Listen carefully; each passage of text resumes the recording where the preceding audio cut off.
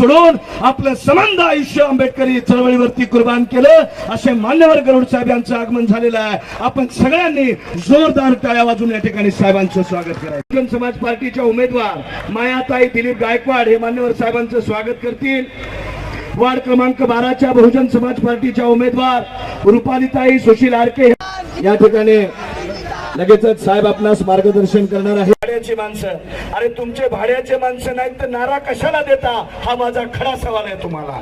भाड्याची माणसं आहेत म्हणून तुम्हाला नारा द्यायची वेळ आलेली आहे। आम्ही अशा प्रकारचा नारा देत नाहीत। हे सगळेच्या सगळे स्वाभिमानी माणसं आहेत जे आदरणीय गरुड साहेबांना ऐकण्यासाठी या ठिकाणी एकत्रित झाले।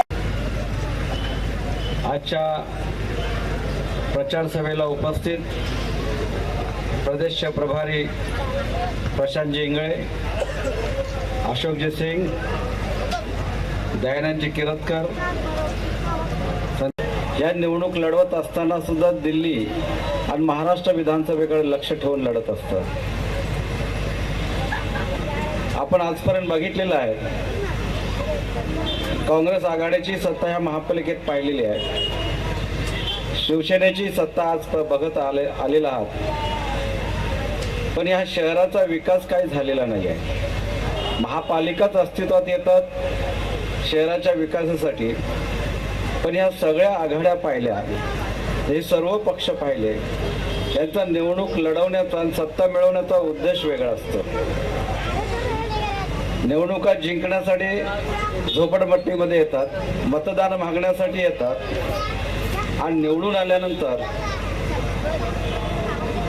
हे तुमच्या समस्या दूर करण्याऐवजी यांची नजर तिजोरीवर असते। बिल्डर धार्जिणे यांची धोरणं असतात, तुमच्याकडे पाणी नसणार आहे पण दारूचे अड्डे नक्की असणार आहे।